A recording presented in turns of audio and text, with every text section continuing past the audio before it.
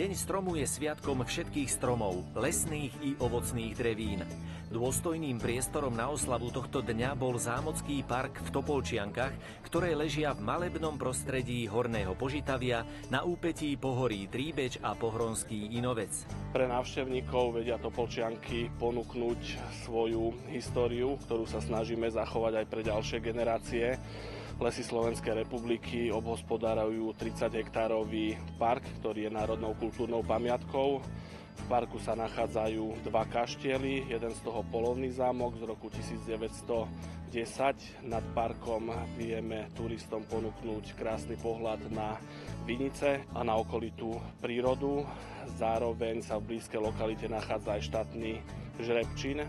Medzi perlu našich aktivít a turistických zaujímavostí môžeme považovať zubriu zvernicu, ktorá sa teší vysokej návštevnosti verejnosti.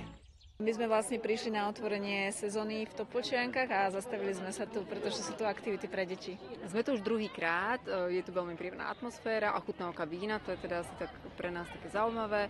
Deti tu majú rôzne aktivity, takže kvôli tomu. Čo takúto zrievkovú farbičku ty máš?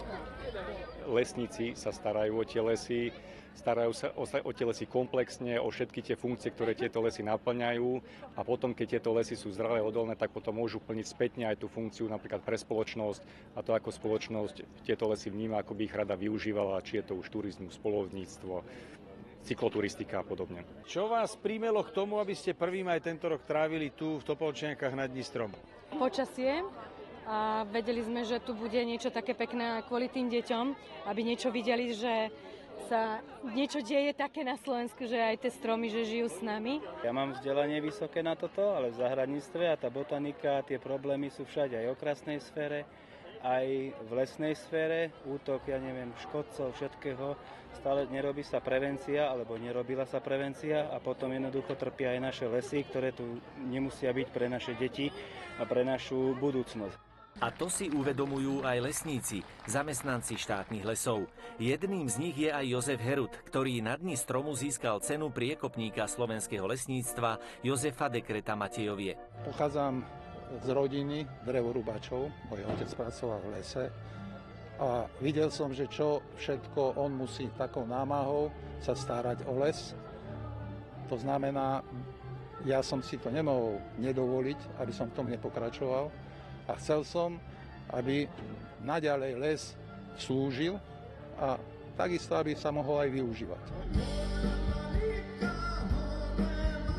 Lesy a stromy v nich sú jedinečným prostredím, ktoré inšpiruje aj umelcov. Nepoznám človeka, ktorý by, a možno, že ani ľudia, ktorí sú za počítačom alebo niekde v nejakom umelom svete, možno aj celé dni, ktorí by si nevydýchli pod stromom, ktorí by neobdivovali krásu stromu. Ja milujem stromy, som šťastná, že ich máme a dúfam, že ich budeme mať. Dúfam, že budeme takí múdri, že si budeme chrániť túto našu prírodu. Prepletení, pospájaní konármi, zdolávali pohromy a znova mali k sebe blízko, blízučko. Môžete počuť, čo šumia si, len buďte tichučko. Stromom roka 2025 je gaštan jedlý, o čom sa účastníci Dňa stromu dozvedeli aj v divadelnej scénke, ako sa gaštan dostal na Slovensko. Má mimoriadne kvalitné drevo, napríklad mladý gaštan je lepší ako dub, pretože odoláva hnilobám. On sa nakoniec zrejme dostal aj na naše územie s vinou révou. Tam sa používali koly a ploty, takže s viničom prišiel aj gaštan.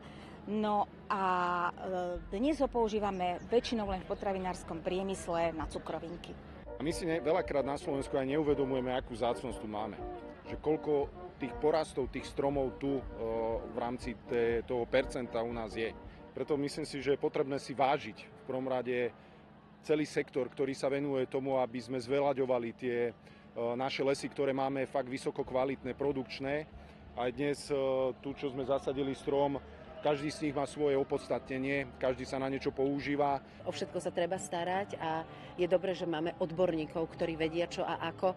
Mám plno kamarátov, ktorí sa starajú o lesy, či už sú to lesníci, alebo mám aj takých kamarátov, ktorí lesy milujú a sú to napríklad umelci, ktorí celé hodiny čakajú na tú krásnu fotku nejakého vtáčika alebo nejakého zvieratka.